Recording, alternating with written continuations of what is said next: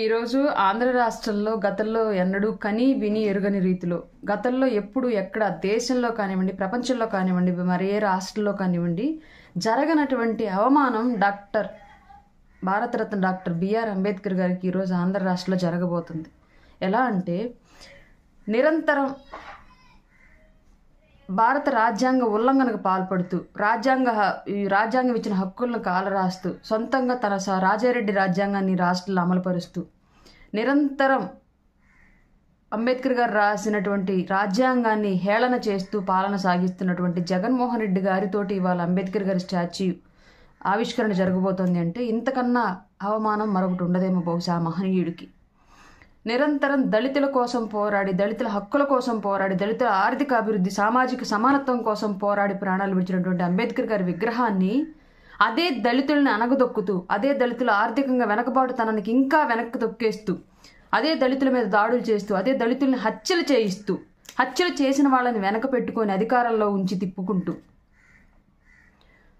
దళితులని నిరంతరం ఏ రాష్ట్రంలో లేని విధంగా ఈ రాష్ట్రంలోనే ఎక్కువ కేసులు దాడులకు గురైనటువంటి దళితుల్ని ఈ రాష్ట్రంలో చూస్తూ ఉన్నాం. అట్లాంటి పాలన సాగిస్తున్నటువంటి జగన్మోహన్ రెడ్డి గారితోటి ఇవాళ అంబేద్కర్ గారి విగ్రహావిష్కరణ అంటే నిజంగానే ఇది చరిత్రలో మిగిలిపోయే కళంకం కింద మనందరం చెప్పుకోవాల్సి ఉంది. పేరు వచ్చేటప్పటికీ సామాజిక సమతా సంకల్ప సభ అంట. ఎక్కడ సమత? ఏం సంకల్పం? దళితులను అనగదొక్కడం నీ సంకల్పమా? వాలంటీర్ పదవులకు మాత్రమే దళితుల్ని పరిమితం చేసి వాళ్ళకి ఇవ్వాల్సిన ఉద్యోగాల ప్రమోషన్స్లో కూడా రిజర్వేషన్ వర్తించదు అని చెప్పేసి అవుట్సోర్సింగ్లో కానివ్వండి, కాంట్రాక్ట్ బేసిక్స్ మీద ఉన్న వాళ్ళని కానివ్వండి ఇప్పటివరకు కూడా రెగ్యులరైజ్ చేయకుండా అసలు వాళ్ళకి ఇవ్వాల్సిన బడ్జెట్లో కూడా 30,000 కోట్ల రూపాయలు నిధులు మింగేసి 404 కోట్లు పెట్టి అంబేద్కర్ గారి మహా విగ్రహాన్ని ఆవిష్కరిస్తే దళితులు ఉన్నతి చెందినట్ల, అంబేద్కర్ గారి ఆశయాలను గాలి కొదిలేసి అంబేద్కర్ గారు పాటుపడిన విషయాలను పక్కకు నెట్టేసి అంబేద్కర్ గారి విగ్రహాన్ని మాత్రం గొప్పగా పెడితే దళితులు అభివృద్ధి చెందినట్ల, దళితులు ఓట్లు వేసేస్తారా? ఇది ఓట్ల రాజకీయమా? నిజంగా ఆ సామాజిక వర్గాన్ని పైకి తీసుకొచ్చే రాజకీయమా? స్టాచ్యూ ఆఫ్ సోషల్ జస్టిస్ ఎక్కడుంది? సోషల్ జస్టిస్ ఆంధ్ర రాష్ట్రంలో జగన్మోహన్ రెడ్డి గారి పరిపాలనలో ఎందుకని మరి ఆయన సలహాదారులు 70 మందిలో దళితులు లేరు? ఎందుకని పదోన్నతులు పొందిన అన్ని శాఖల్లోనూ దళితులు లేరు? ఎందుకని ప్రతి చోట కాంట్రాక్టులు, ఇసుక, మద్యం, ఎర్రమట్టి ఇలా ఒకటే అరా కాదు రాష్ట్రంలో ప్రభుత్వం కొనుగోలు చేసి అమ్మే లేదంటే ప్రభుత్వం ప్రాసెస్ చేసి నిర్వహించే ఏ పరిశ్రమల్లో కూడా ఎందుకు దళితులు లేరు? అందరూ రెడ్లే ఎందుకున్నారు? ఇంకెక్కడుంది సోషల్ జస్టిస్? పక్క రాష్ట్రాల్లో రెడ్లు బిడ్డల మీద అఘాయిత్యాలు జరిగితే ఈ రాష్ట్రంలో చట్టాలు తీసుకొచ్చి జగన్మోహన్ రెడ్డి ఈ రాష్ట్రంలో దళితులను చంపితే ఎందుకు చంపిన వాళ్ళని వెనకాల పెట్టుకుని పదవులు ఇచ్చి తిప్పుకుంటున్నాడు? ఆయన ప్రత్యేకమైన ఫ్లైట్లోని వాళ్ళని పెట్టుకుని ఎందుకు తిప్పుకుంటున్నాడు? ఇంకెక్కడ సోషల్ జస్టిస్ ఉంది? ఇంకెక్కడ దళితులు అభివృద్ధి చెందారు? ఎక్కడ దళితులు పరిరక్షించబడుతున్నారు? ఎక్కడ అంబేద్కర్ రాసినటువంటి రాజ్యాంగం పరిరక్షణ ఈ రాష్ట్రంలో జరుగుతుంది? ఎక్కడ అంబేద్కర్ ఆశయం ఈ రాష్ట్రంలో నెరవేర్చబడుతుంది జగన్మోహన్ రెడ్డి గారితో?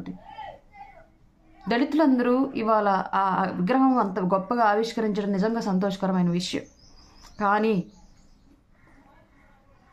ఒక జిల్లాకు పేరు పెట్టి కులాల మధ్య రాజేసినట్లు ఒక విగ్రహ ఆవిష్కరణ జరిపి కులం ఓట్లు కొల్లగొట్టాలని చూస్తున్నాడు ఈ దొంగ జగన్మోహన్ రెడ్డి. ప్రతి ఒక్కళ్ళు గమనించండి. మళ్ళీ ఇతనే కనుక వస్తే ఇప్పుడు 30,000 కోట్లే దోచేశాడు. ఆ రోజు మన ఇల్లు వాకిలు కూడా లాగేసుకుంటాడు. మనం ఆర్థికంగా బలహీనులం, సామాజికంగా బలహీనులం. ఇట్లాంటి అధికార మదంతో విర్రవీగే వ్యక్తుల చేతిలో మరొక్కసారి పడ్డాము అంటే అంబేద్కర్ అనే పేరు తలుచుకోవడానికి కూడా మనల్ని భయపెట్టేలాగా చేస్తారు. ఆ మహనీయుడిచ్చిన హక్కులు అంతో ఇంతో ఉన్నాయి, ఆ మహనీయుడిచ్చిన రిజర్వేషన్లు అంతో ఇంతో ఉన్నాయి. కాబట్టి ఈరోజు మన వాళ్ళు పదవుల్లో ఉండి బానిసత్వం చేస్తున్నారు, అది వేరే విషయం లేండి. కనీసం ఆ హక్కులైనా మనకు దక్కాయి, ఆ ఉద్యోగాలైనా మనం చేసుకోగలిగాం. రాబోయే రోజుల్లో ఖచ్చితంగా రాజ్యాంగం ఇచ్చిన అన్ని హక్కులను తొలగించి ప్రత్యేకించి రాజారెడ్డి రాజ్యాంగాన్ని పూర్తిగా అమలు చేస్తాడు ఈ జగన్మోహన్ రెడ్డి. విగ్రహాల మాటను మోసపోవద్దు. ప్రతి ఒక్క దళితుడి వాళ్ళకి కన్ను తెరవండి. రాష్ట్రంలో ఈ ప్రభుత్వం వచ్చిన తర్వాత ఎంతమంది దళితులు హింసిస్తున్నారు, ఎన్ని నిధులు మనకి తిన్నారు, ఎన్ని పథకాలు మన పథకాలను నాశనం చేశారు, ఎన్ని పథకాలు డబ్బులు పక్కదారి పట్టించారు. వీటన్నింటిని ఒకసారి గుర్తు తెచ్చుకోండి.